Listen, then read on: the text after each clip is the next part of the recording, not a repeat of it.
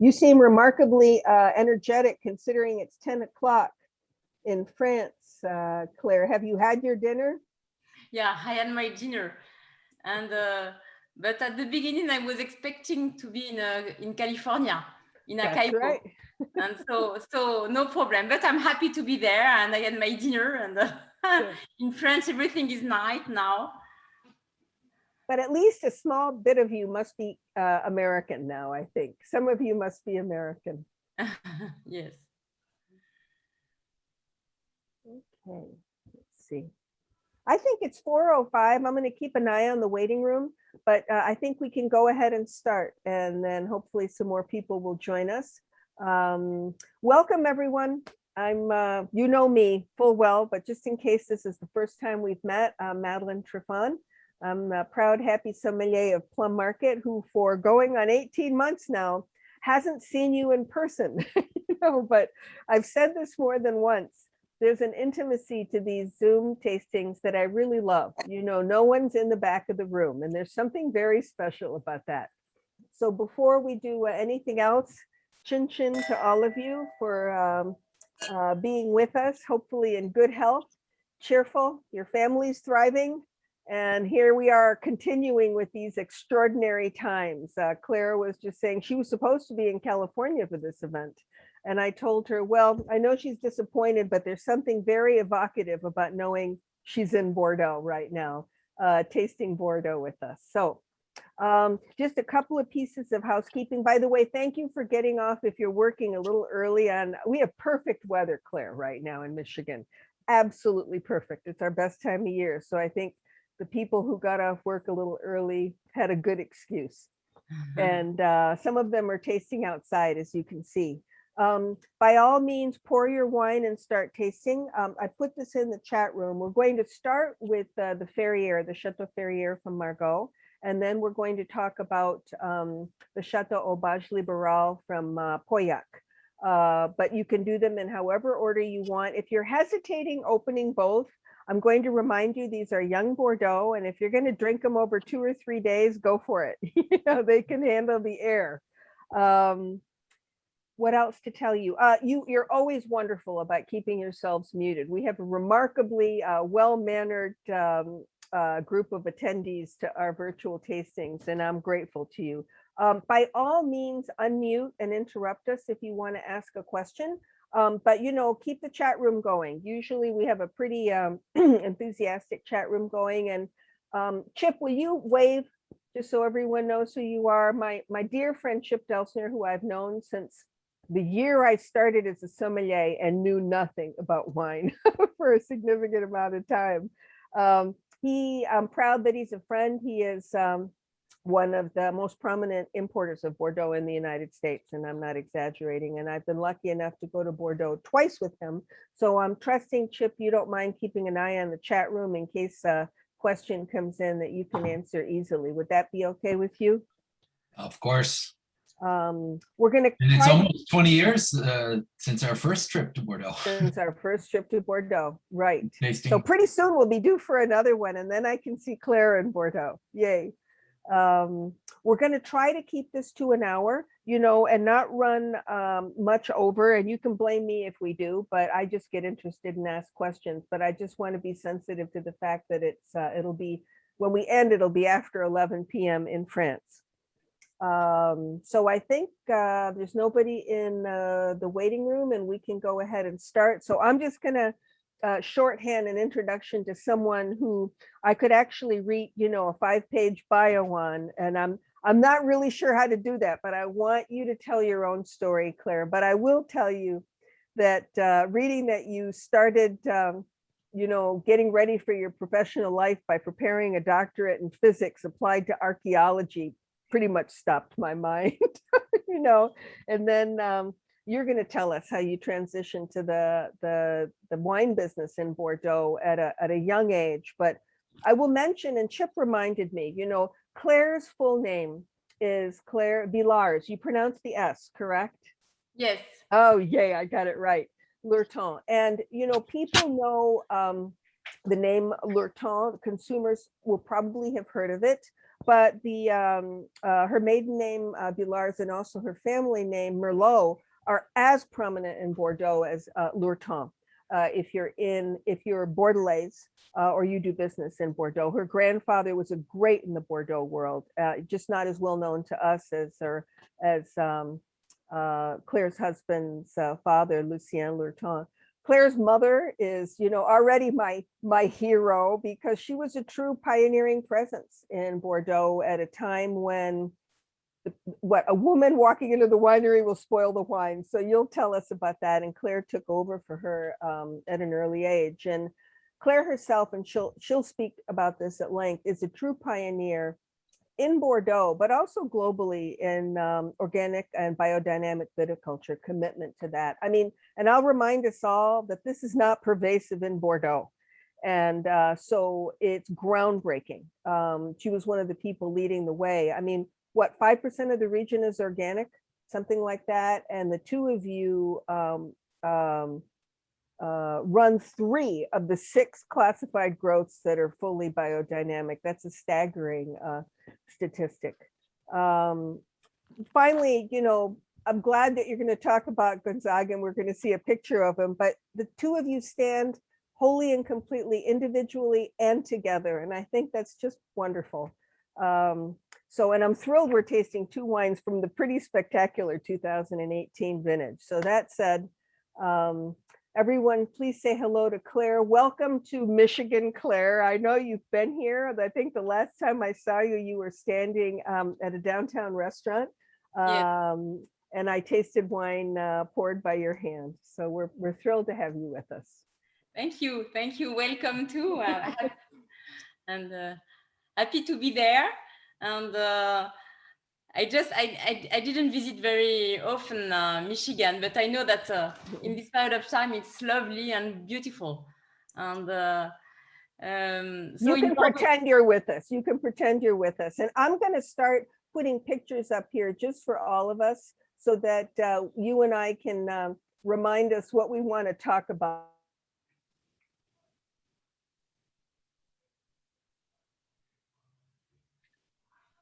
I lost your sound, man. So, yeah, I can start to speak, perhaps. Yes, sure. Absolutely. So, so, so today in Bordeaux the weather is quite nice, and we are expecting the harvests. We hope that the harvest will start in 2 weeks around. So we are very excited by this new vintage. Thank you, Madeleine, for this beautiful presentation. I'm so, you said beautiful things, and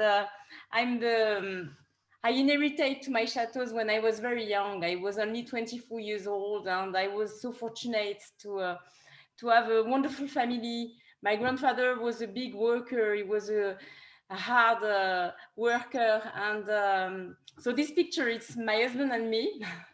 We were in California. We were in Acaibo. Perhaps it's five years ago.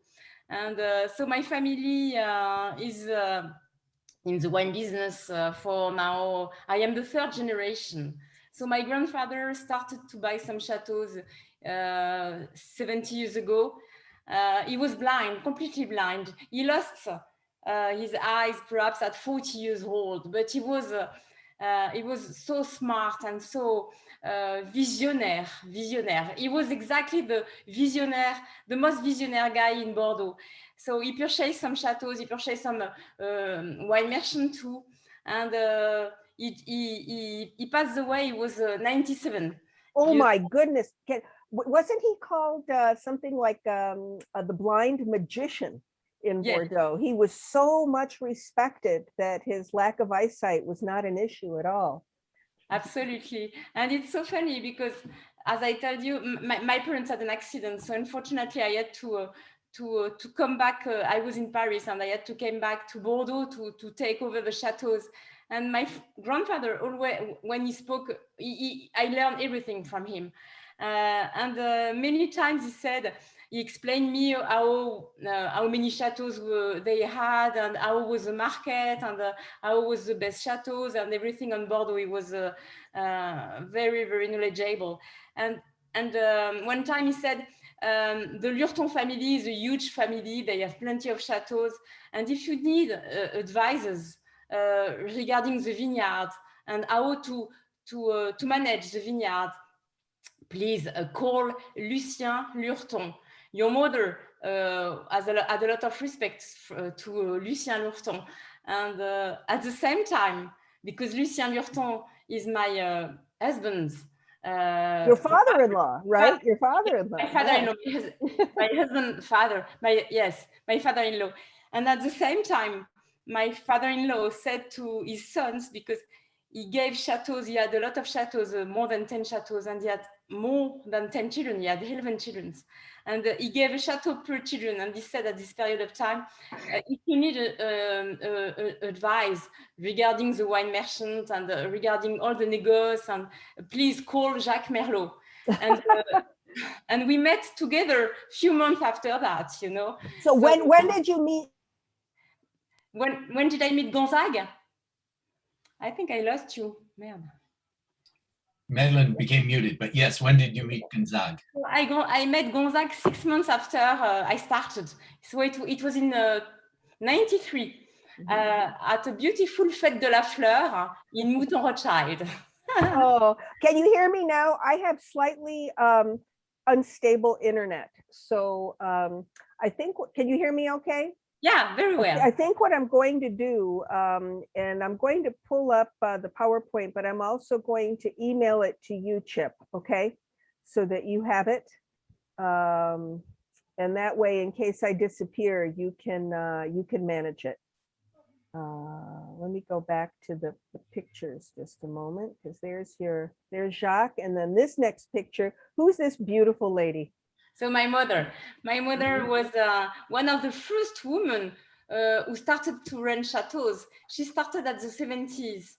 At the base, she was a history teacher.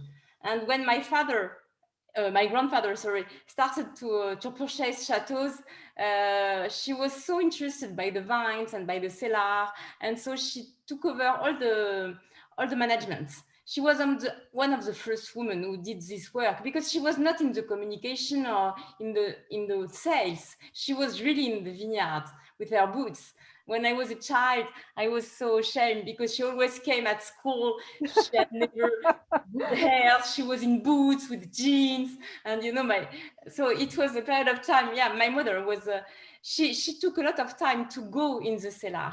The first chateau we bought in my family was Chateau Chaspin, and she took more than 2 years to be allowed to enter in a cellar. 2 years to be allowed to enter the cellar. Because the women could change the wine, you know. Oh my goodness. And this was not like 100 years ago. This was what? No, 50 years ago? 50 years ago? It was in the 70s, so it was 50 years ago. And so I was so fortunate to have this mother. And when I started to run the chateaux, all the path was completely done, you know. And I didn't suffer 1 second of my to be a woman. The only thing which was difficult is my youngness. I was only 25, so I had to be credible.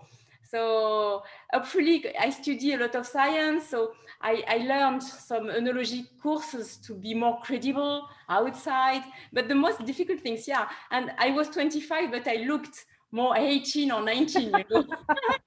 So, but I'm so happy because after I met Gonzague, and we 6 months after, and we get married 1 year after. So I met a wonderful family-in-law. Gonzague has 9 brothers and sisters, all wonderful. And this family was so helpful for me. But I always managed my chateaux alone. So in my family, we had Chaspin, we had, of course, Aubage Libéral, Château Ferrières, but we also had Citron, Gruau-la-Rose, and I have my uncles that they were working with me. And in 2000, we decided to separate all the chateaux between my uncles and my sister. I have one sister that I love. And so we completely divided the chateaux, and I decided to choose Aubage Libéral and Ferrières Oh, so you chose them. You chose Yeah, those two? I was managing the chateau, so I had the priority, Mhm. you know, to choose. And my sister took over Chateau Chaspline, and I wanted to completely renovate and Chateau Aubage Libéral and Chateau Ferrières. They are both classified growth, and the potential of the terroir is absolutely amazing.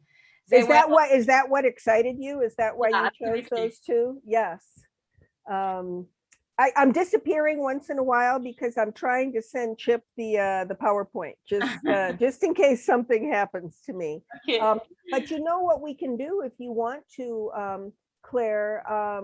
Do you want to start talking about Ferrières, since Yes. you mentioned Ferrières, and I will see if I can pull up the slides momentarily, but we can at least talk about how the wine shows in the glass, or anything you want to address. Yeah, I can just speak a little bit about my way, because it's interesting to, you know, I was when in 2000 I was just I was in 2000, yeah, I inherited chateaux. I was que j'avais quel âge? I'm sorry. What year? How old? I was 32 years old, you know, so I Okay. was extremely young, and I owned two chateaux at this age. So my decision was to because I'm scientist, and I loved how to learn the wine and the winemaking, but I was very upset about the viticulture methods, you know, because in the vines at this period of time, the viticulture sprayed a lot of chemical products everywhere in the agriculture in general. The chemical were very important, and so I was looking for, with my husband Gonzague, we were looking for to find another way to grow the vines and to make wine. So this was, what year was this? Because this wasn't a long time ago where everyone was using chemicals. We're talking in the 70s and 80s. Right? Yeah, but still, you know, in the agriculture in general, most of the spray are chemical. So if you don't use chemical, you are organic. But in agriculture in general, since the war, since since the end of the war, the lobby of the big plants. Chateaus, yeah. The lobby of, you know, The chemical companies. Oh, the chemical companies. Thank you. Chemical companies, right? Yeah, made a big pressure, and so most of the viticulture, you know, was used a lot of chemical, and now less and less, a lot less than 30 or 40 years ago. So everybody improved a lot.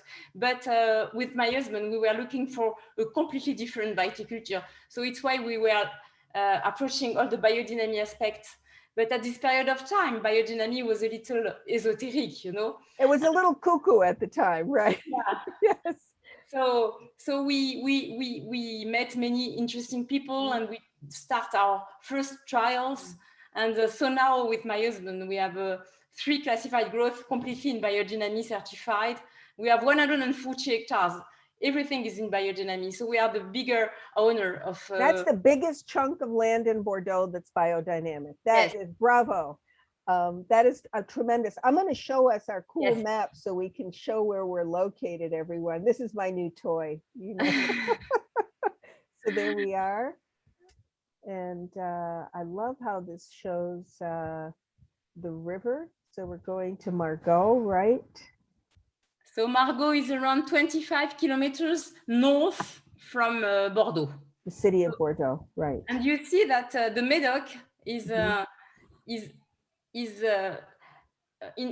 we are very close to the river, and we have the river and we have the seaside. We have a big influence of the river and the sea, you know. As you see, we are 50 kilometers from the sea and 2 or 3 kilometers from the river. So the water is everywhere, and the influence of the water is so important regarding the climate and regarding the terroir too.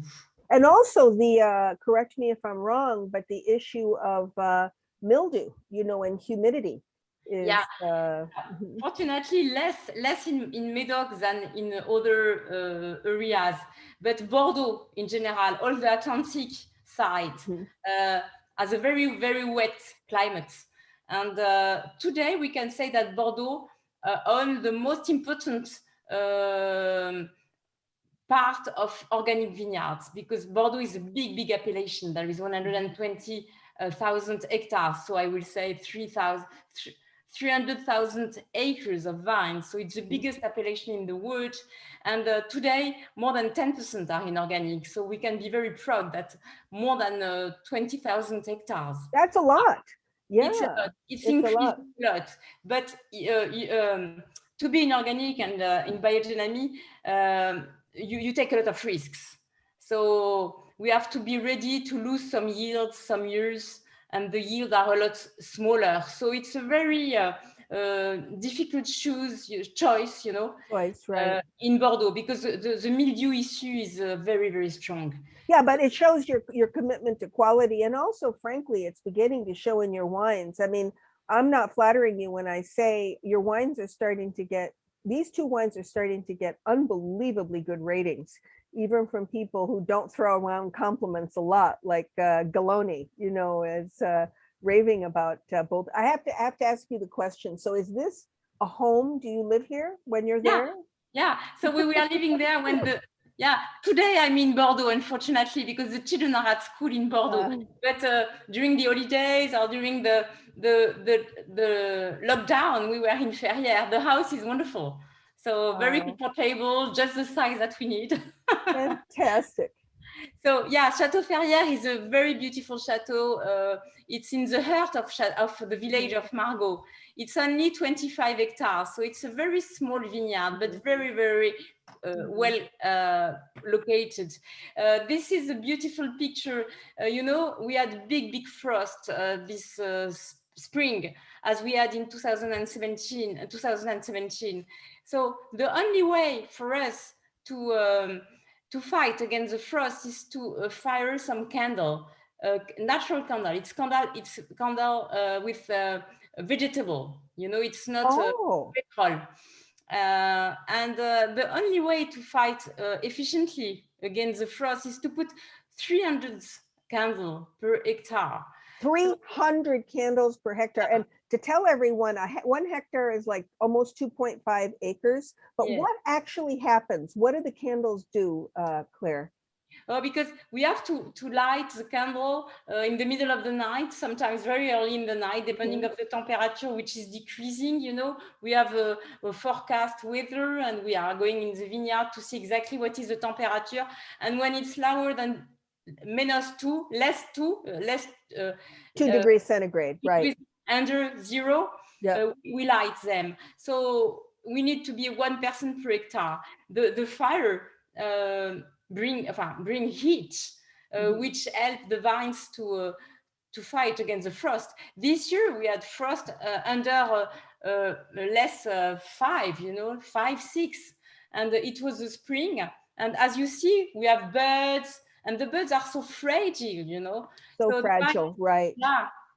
So you're really fighting to save your vines, but I mean, this works. So even though all of you are in the middle of the night doing this, the end result is happy. It's a happy war, right? You know, it's going to work. We win. We won the war.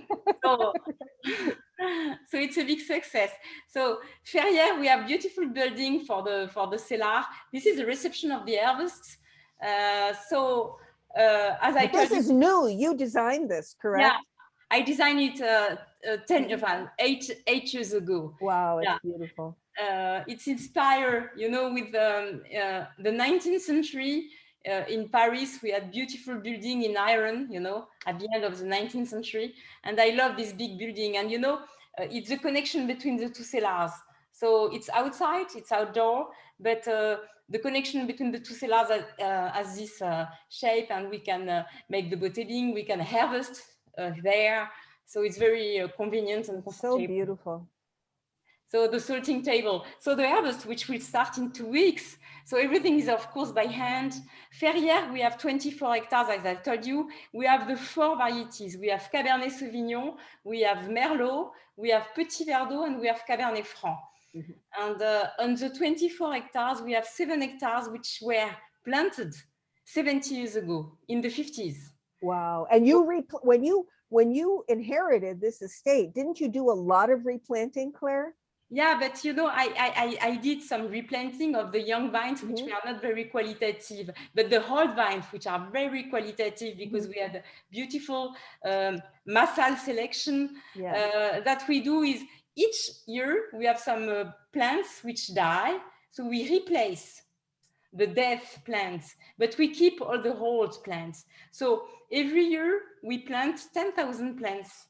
Wow, that's a lot. In the vineyard. Yes. All the plants which die, we replace them with a new and a baby. So we can keep all the old vines, which are amazing. But that's tremendous. So actually you're not replanting blocks, you're replanting plants. So correct? We have 2 plantations. The complantation, it's a French expression, where you replace the plants which die in the vines, and you have the new plantation that we pull out the vines and we replant new. And we wait 2 or 3 years with plenty of grass, flowers for the soil to find more life, and then we replant. How many people are at the sorting table? I mean, these are a lot of hands. How many people will usually be sorting? Depending of the quality of the harvest, of course, but we can be from 4 to 8. We have two different sorting tables. Everything is by hand, and but we have also wind. We have plenty of way to take away all the things which are not completely ripe. So today we invested, all of us, a lot on that. So this is a tank cellar. All the building I removed, I completely renovated 10 years ago. It's only with natural material and with local material, you know, with people. So this is the tank right here. This is the top of the tank, everyone, because you can see the barrel right here. Wow, what a great picture. Yes, and so Ferrières, so when we harvest, as you saw the sorting table, the fruit are coming in a tank. We wait, we do pumping over during 1 week for the fermentation to finish. And then we stay 3 weeks, and then we separate the juice and the skin. We are not high extractor. We do very slow extraction. And then we separate the press, and the press is on the side. You know, we put the press in barrel, and the juice in tank when the fermentation is finished. But the press has a huge, very important implication on the final blend, because we always use some press wine, the best press wine in the wine. So we do the final blend. We decided in December or January. You know, the harvest was in September, and the wine is also already in cask, in barrel. But we do the final blend. We decide and we make the final blend. And the wine is staying 18 months in barrel before the bottling. So how many months before you do the final blend? 2 or 3 months, you know, just after the end of the malolactic. Usually we like to decide the blend, and we do the blend in February. You know, So we should taste the Ferrières. I mean, we taste the Ferrières. So as you see, Ferrières has a green label. Ferrières was created by Mr. Ferrières in the 17th century. Mr. Ferrières was the owner at this period of time, and my grandfather bought the chateau to the Ferrières family. So it lasts 300 years in the same family, and I hope that it will last also in my family 300 years more. Absolutely, it will stay in your family, because we have to mention that Gonzague and Claire have a daughter, John, and 2 sons. So you know that at least one of them is going to march in your footsteps. I don't doubt it. So yeah, we have 3 children, so they have to decide between the 3 which chateau they have to choose. My daughter Jeanne liked very much Ferrières, so perhaps it will be the 3rd generation of women, so it will be great. So Ferrières, so 18 is an amazing vintage, very ripe, beautiful fruit, very generous. It's a vintage that usually the press, the American press, enjoy very much. Oh, It's yeah. a little Californian. Well, you know, we found, Chip and I have talked about this a lot, about specifically 2015, that it was California in style. And it Yes. seems that 18 is similar in that respect. Now, am I right in saying that in 18, you started using specifically at Ferrières, fermentation in cement and amphora, correct? Can you talk about that just briefly? Of course. So cement, I used it for a very long time, but I extended my cement tank. And but the characteristic of Ferrières since 2018 is the aging is 80% barrel, so 40% new oak, 40% of 1 barrel year, and 20% tank. But the tank has a shape of an egg. You saw some tanks. Yes. I'll show that again, just so people can see it. It's as a diamond.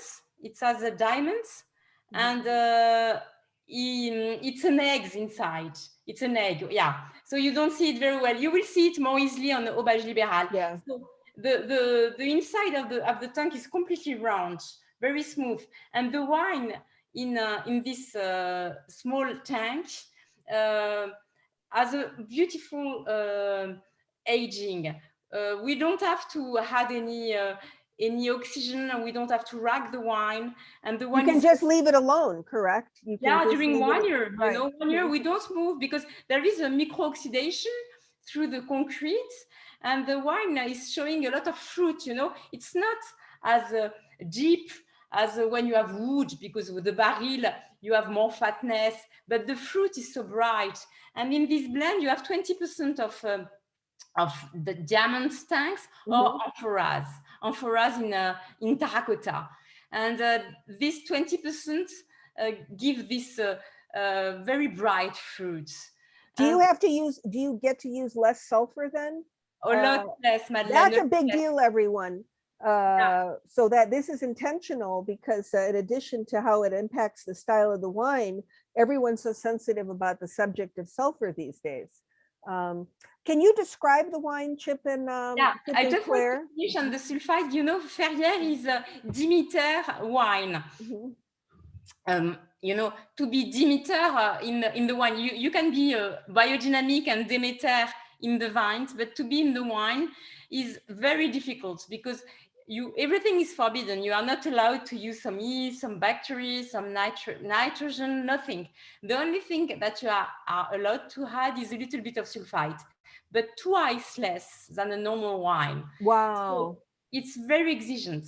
And but I will say thanks, because more you are exigent, less you bring some sulfite during the aging, better is the fruit, better is the wine, less astringent it is.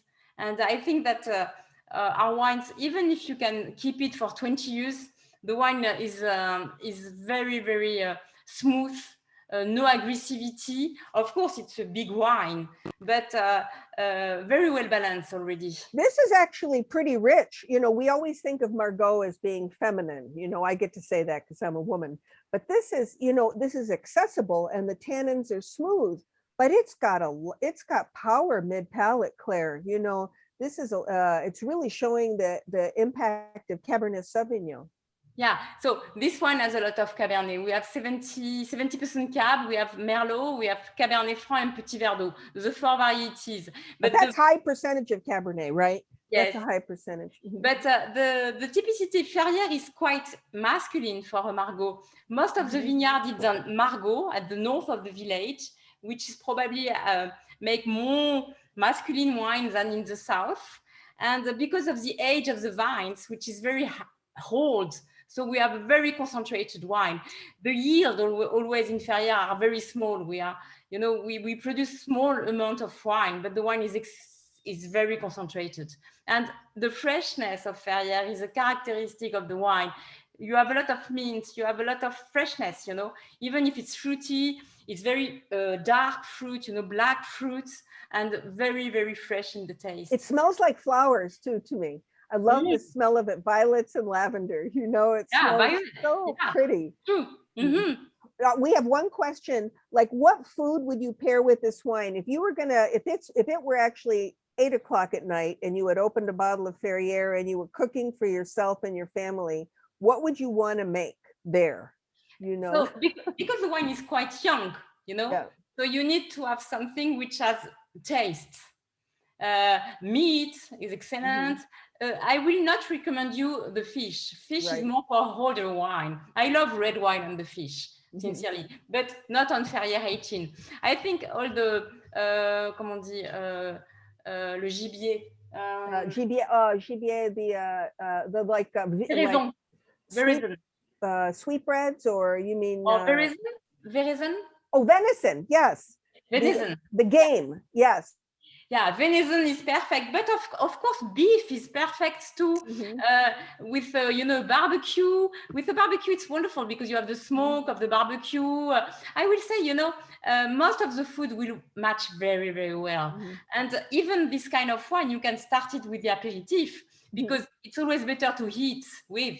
But the richness of the wine, you can start with the glass and after you finish the bottle on the meal, you know.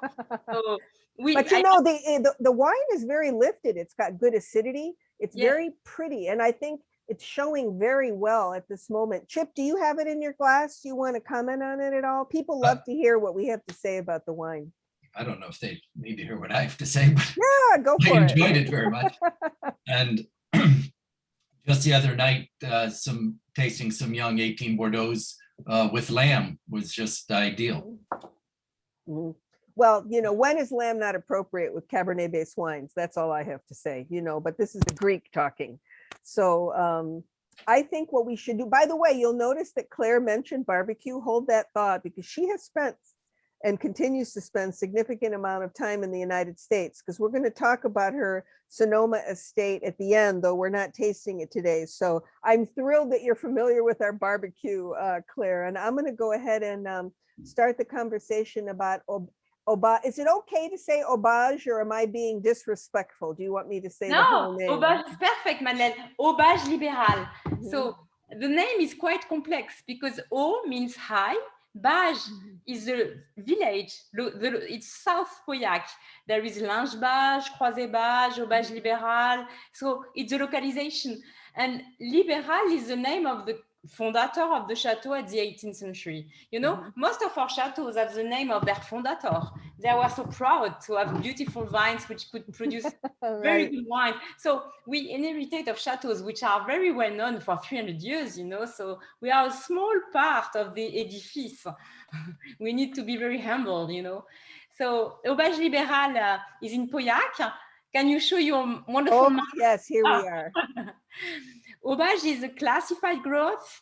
My first neighbor is Chateau Latour. Next door, yes. And everyone really pay close attention, because you're going to see, you're a little further north than the Ferrières, but you're going to see how close to the river we are, right? Yeah. And hopefully it's going to do it. Here we go. Here we go. So we are completely along the river. We are regarding the river. So it's 25 kilometers from Bordeaux, from Margaux, so 50 kilometers from Bordeaux. So the chateau is there, perfect for the, the green piece, which is exactly on the chateau. And you see the water. And so the water is completely closed. So we never frost. Aubage libéral is a wonderful vineyard for that. Oh, so you don't have to do the work with the candles at Aubage. And look how this is an unbelievably beautiful shot.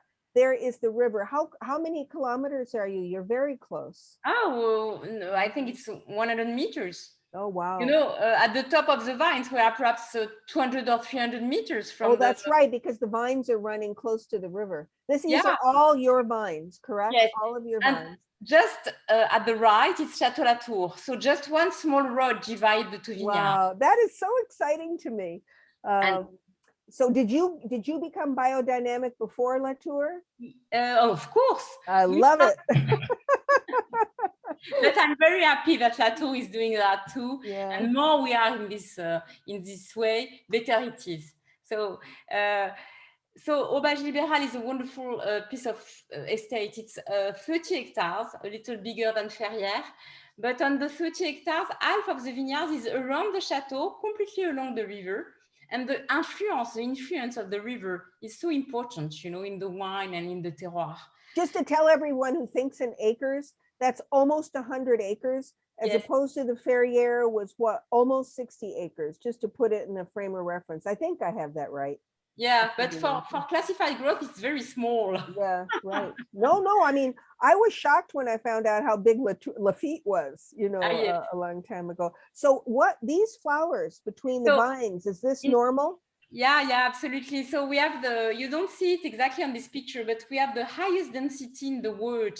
In the Medoc, we have 10,000 plants per hectare. So every meters, we have one plant of vines. So this picture, we have to be very close to the ground to show you this picture, because it seems to be big, but it's because we are very close to the vines. So in Auberge Libéral, we started biodynamic in 2007, and we started also to keep the cover crop, to seeds, and to have cover crop, because one of the worst things in the vineyard is to till.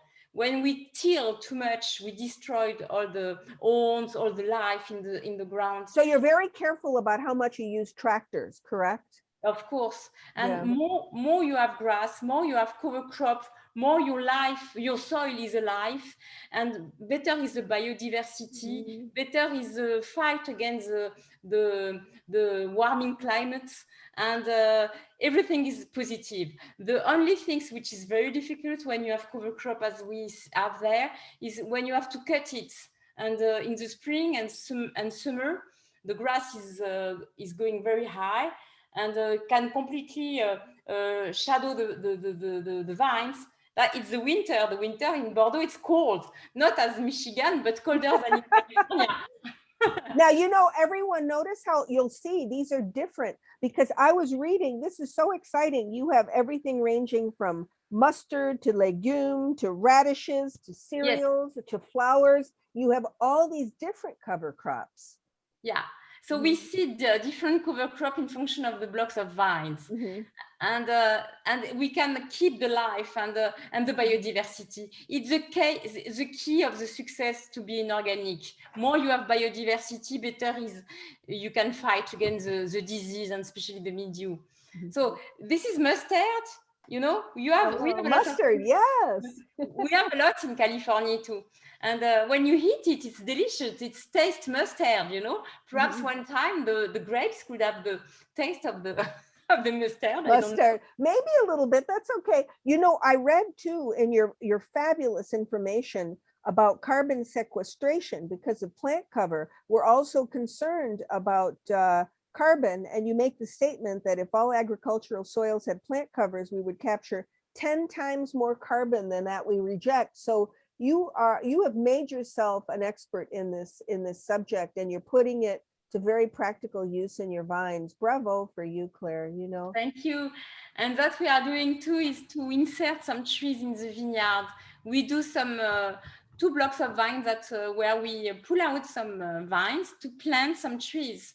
So today we have 2 hectares which have 100 plants, 100 trees per hectare. 100 trees per 2.5 acres. That's a lot of trees. Yes. So every 14 rows, so every 14 meters, or 15, 30, 45, every 50 feet, we plant a row of trees, because the biodiversity is a lot better. The trees can protect the birds, can protect all the insects which can fight against the disease, and it's the best way to sequester carbon and to fight against the warming climate. So today we do, in French we say agroforestery.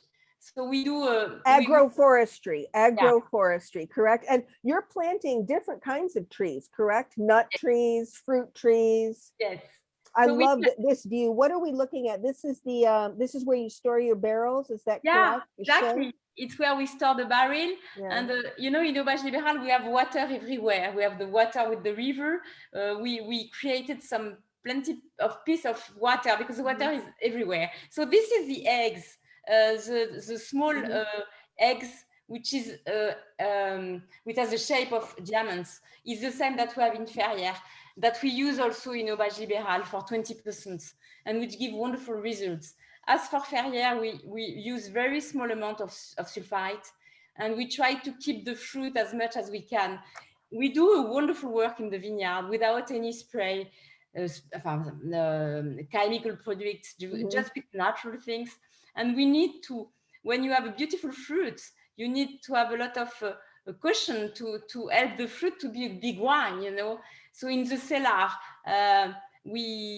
all the wine is protected against the oxygen, you know. All the transfer of the wine is under nitrogen, just to keep the fruit and not to add some oxygen, and so not to add some sulfite. So we have very low level of sulfite too. Now, is this the entrance to the chateau, which Yes, is this also a house? Do you live here sometimes? No, it's too far from Bordeaux. But the house, you know, was built at the 18th century. Most of the chateaux which are in the Médoc, was built at the 19th century. This one was built at the 18th century. And most of, one big part of the cellar was built at this period of time. So we have beautiful buildings which were from the 18th century. I love this picture. It's just gorgeous. And I think what I'm going to do, because we're going to talk about a Caibo momentarily, if we can talk about the wine itself, I have to tell you that for me, Pauillac is Cabernet Sauvignon. And when I put my nose in the glass of a good Pauillac, it makes me so joyful because I love Cabernet. I love that primal expression of black fruit, you know, and graphite and, you know, rocks and the edginess of it and everything about it. So are you happy with this particular vintage of Auberge? Yeah. As for Ferrières, I'm very proud of Auberge because we are completely in the style of the wine that I want to make. As I told you, we keep a lot of fruit. We only have 80% of barrel, half are new, and the rest only half new. So you're not using that much new oak. No, not more. And I will say I use less and less. With the taste, I think that we are reducing the amount of food. I'm so grateful because I don't smell oak and I don't taste vanilla. It's completely integrated in the wine. And I am going to, so I don't forget, while you're commenting on the 18, can you talk about it? Because this is a question from someone who is lucky enough to have the 15 and they opened it, the 15 Auberge, and they say it's superb. How would you describe the difference, Claire, in style between 18, 15, and 16?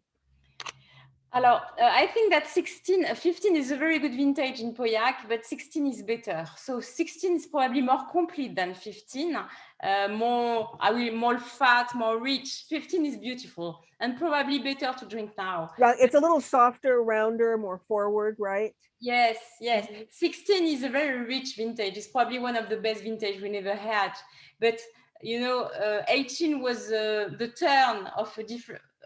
We experienced many different things, and we preserve a lot more fruit since 18 because we improved a lot and we invested in new tank, and so 18 is for me my progress. You know, the vintage is amazing, and but the wine changed, and the fruits, the character of the fruit which were existing in Auberge, but is a lot stronger and a lot better today. You are completely for the people who taste Auberge, we are on the raspberry, you know, we are the red fruit, and we have a lot of minerality too, because we have a lot of chalk on the ground. That's interesting you say that, because people don't talk about chalk when it comes to Bordeaux. They're always talking about gravel, you know. But we are few to have chalk, you know. Yeah.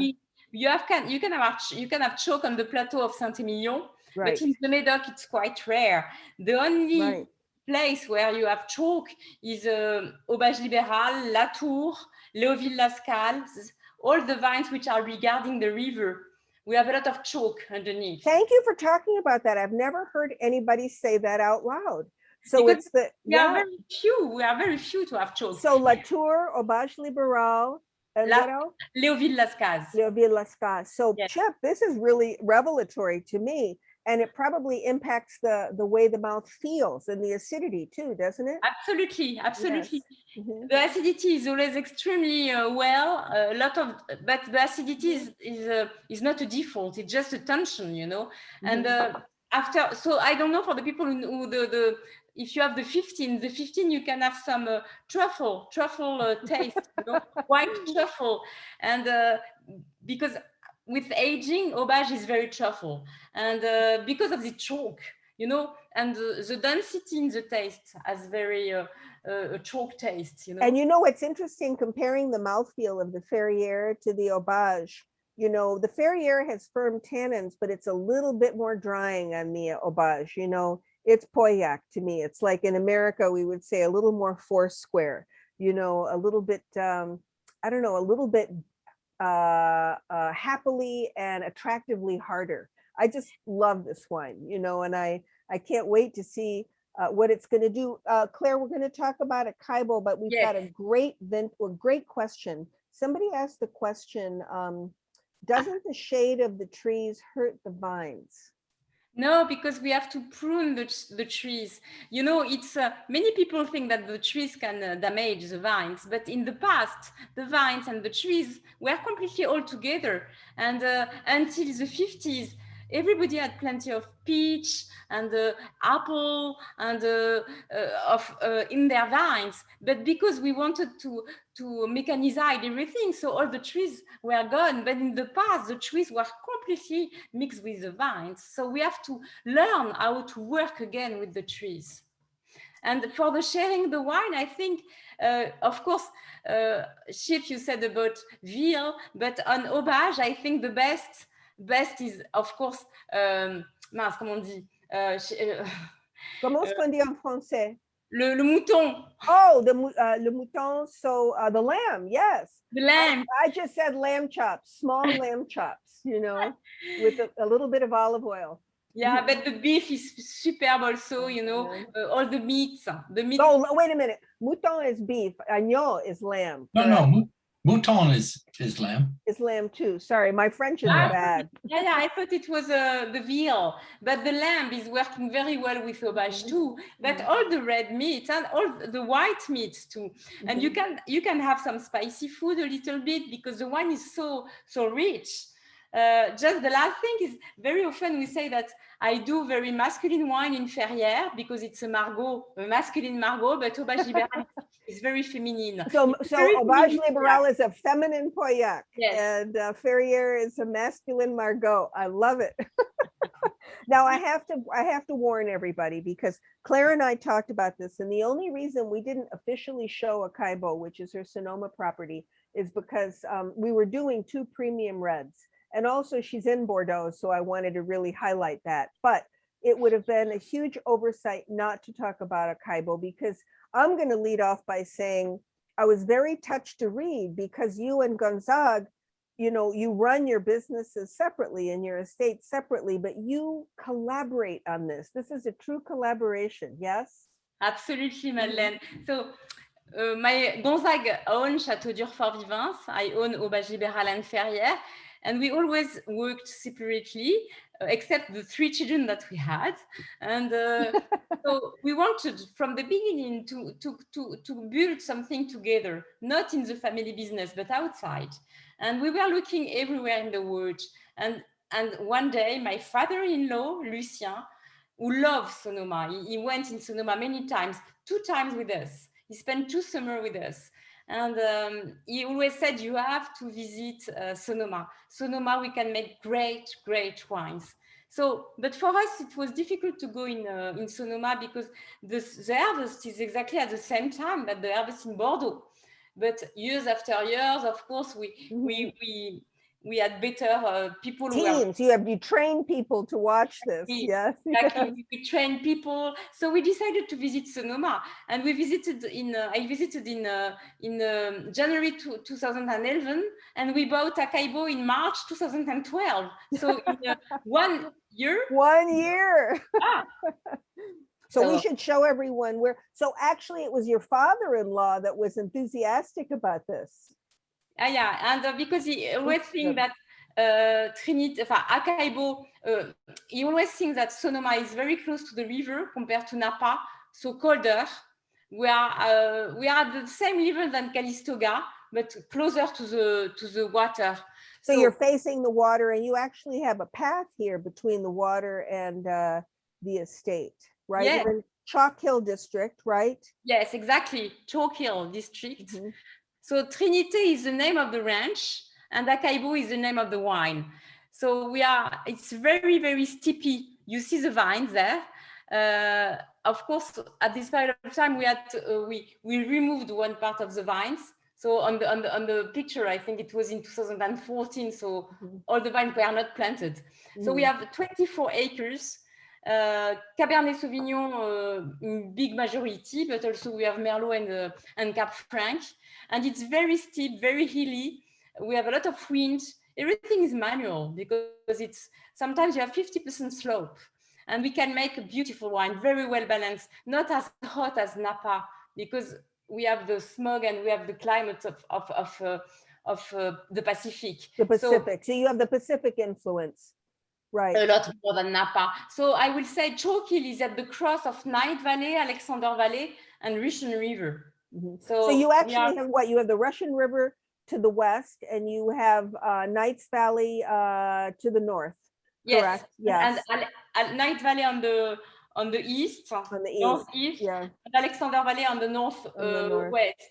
So we are completely at the cross. We are allowed to have also, we are Russian River and the Chalk Hill AVA, but we are half a mile from Verité, and Verité is in Alexander Valley on Chalk Hill Road.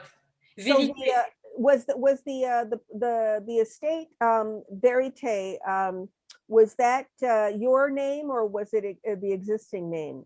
No, Verité is the name of, the Kendall Jackson, very well. Oh, the Kendall Jackson. Sorry, I'm sorry. I'm mixing my metaphors. No, it's sorry. I apologize. I mixed up Verité and Trinité. I apologize.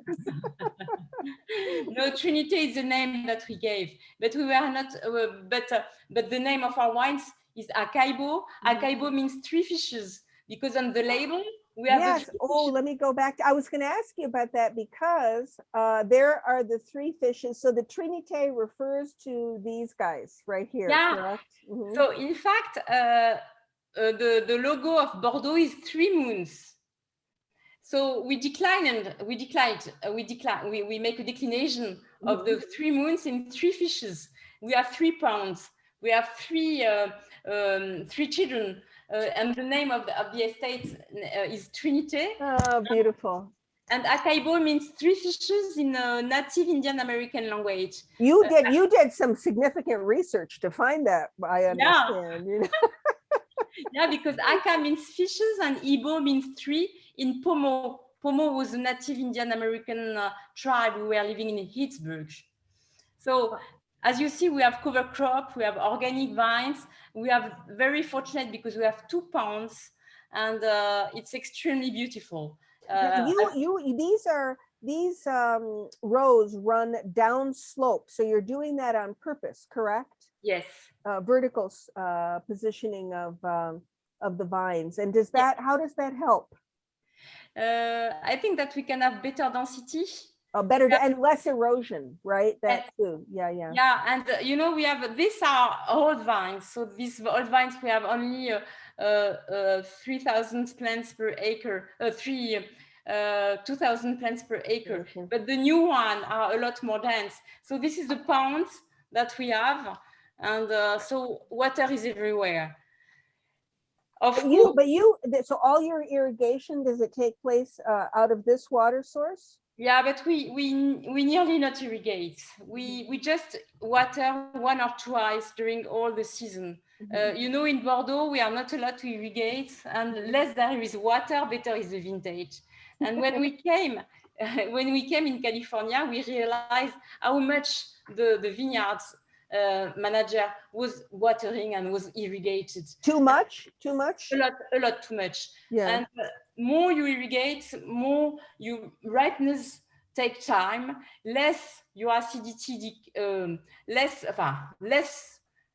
acidity decrease, and well, that makes a lot of, you just really educated me. So what you're saying is one of the reasons maybe why some of the and I'm generalizing, but some big Napa and Sonoma reds might be acid deficient isn't just because of the heat, but because perhaps they're over irrigating. That's a possibility. Absolutely. It's not the heat. Of course, the heat is there, but we are completely able to harvest at 13 degrees. Our wines are never more than 14 because we don't water. We just water at the veraison, at the changing of color, because the vines need a lot of water. But after, perhaps one time in beginning of September, but after never water, and the fruit are a lot smaller, but there is a lot less sugar, and the level of acidity is amazing. It's very good level of acidity. We never acidified, and we have the same balance than in Bordeaux. But that's what you just said is amazing. You don't acidify at Acaibo, correct? Never. Acidification is rampant in the north coast of California, and not that that's some sort of mortal sin, but if you can have natural acidity, it seems to integrate to me much better. Did you see? We have a wonderful question. I'm going to read it from Robert Frank. Claire, I remember your mother talking about how Émile Peynaud was so helpful and meaningful to her. I wonder if you ever had the opportunity to study with him, or was he already retired? No, he was already very retired and very tired, unfortunately. But he's the guy who succeeded to Émile Peynaud was Jacques Boisseneau, and Jacques Boisseneau was the I will say the inherited of the knowledge and of the Émile Peynaud. He inherited Peynaud's knowledge. Yes, he was, and so Jacques Boisseneau was. I didn't meet Émile Peynaud. He was very sick and tired. But Jacques was an amazing œnologist. And then after Jacques, it's Eric.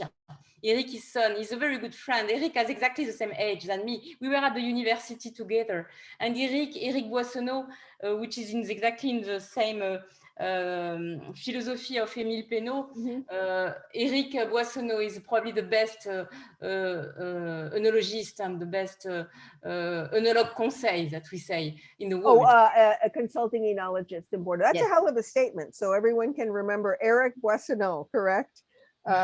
But I have to show you this picture because I love this picture. You sent it to me this morning. And I want to mention that another estate that we've really supported, Claire, is Dufour Vivants. And your cousin, Francois Villars, taught me to say it correctly because I wasn't pronouncing the S, right?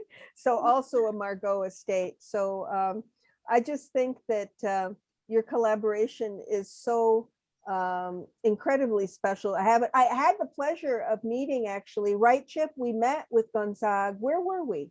Were we at Dufour Vivants and tasted the Acaibo there? Yes, and I think we tasted a young enologist. We met a young enologist who had just started working. I remember a young blonde guy who Gonzague introduced us to. But anyway, I want to tell everyone, we never talk about a wine we're not tasting. We're doing it today because it's so important to Claire's story. And please know that some of the plum market, well, all 4 Michigan plum markets have the Ferrier and the Aubage Liberal in stock. And if they run out, Chip has plenty in his warehouse, right, Chip? Yes. So no worries, we can get more. And Acaibo also, Madeleine? And Acaibo. Yes, and Acaibo, exactly. That's what and I actually, say. I'm just going to be getting the 14 Acaibo, which I'm embarrassed to have not had before now, because Claire told me after producing the 14 that it was the wine that she'd arrived at what they were aiming for. The 12 was they had just taken over, and the 13, they began to have changes, but 14 was their own cellar and really managing things the way they wanted to. And so it's the wine we'll have for you soon. So that she's please most proud know, of. when you march into Bloomfield, West Bloomfield, Ann Arbor West, or Ann Arbor North Campus, and if you want some acai, they will absolutely order it for you and have it within a day. You know, so I explained to Claire, I just didn't want to load us up on 3 premium reds because I'm a populist. I always do something, you know, reasonably priced. And silly rabbit, I probably should have just put the acai in. I'm sorry about that, Claire, but no, but I think that if you go in California, please, Madeleine, I will send you all the coordinates of Acai. If you want to visit it, we make some tour. We have Pascal, who is a wonderful guy who can show you the estate. And Acai is a very interesting wine because it's an American wine with a French touch. But of course, if you are coming in Bordeaux, you will be more than welcome in Château Ferrières or Auberge Libéral or Durfort Vivens.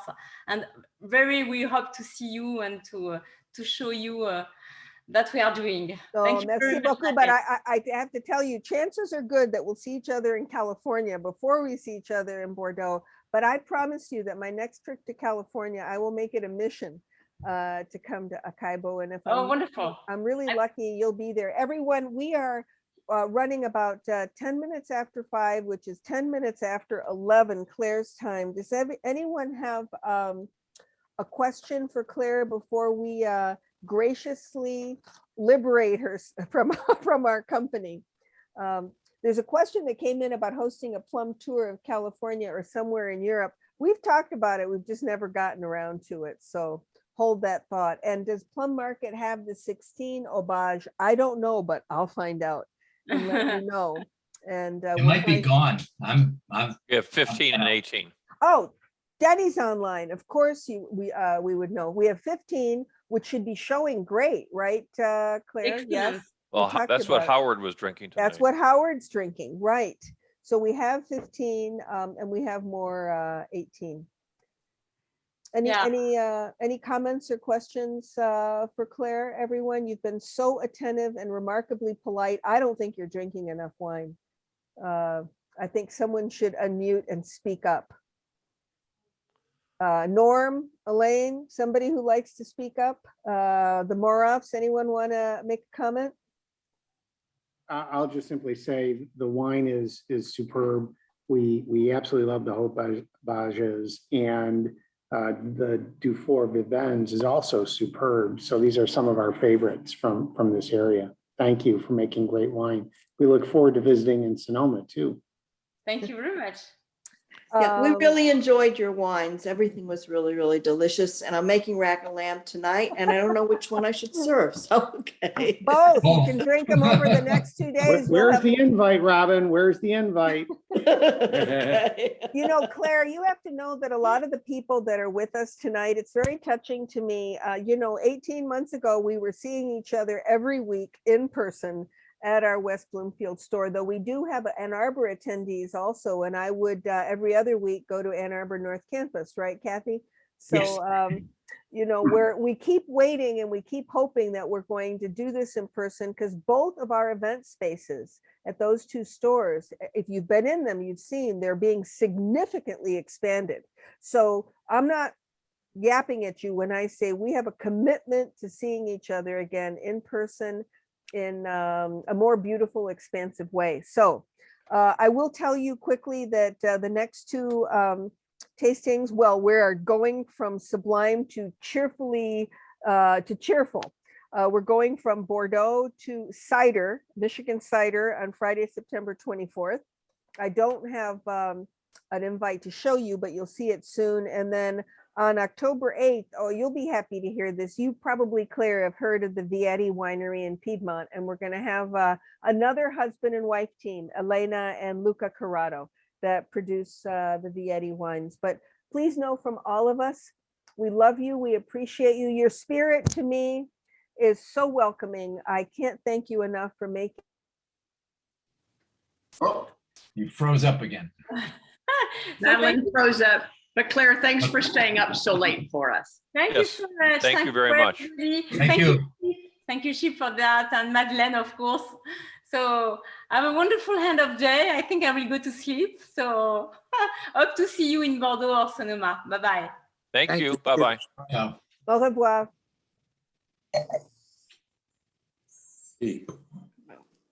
Thanks, everybody. I don't know if you can hear me or not, but I appreciate. We you can, we listening. can. And Thanks, now, Madeline. Oh, yay. Thanks, man. Thanks, Madeline, as Madeline. soon as Wasn't you- she great? Wasn't this terrific? Yeah, Yay. lovely. Yeah, it Whenever was you good to see overload everybody. the compliments, your picture freezes. Okay. Take good care, everyone. See you soon. Thank Have a you. great weekend. Thank you. Bye for now.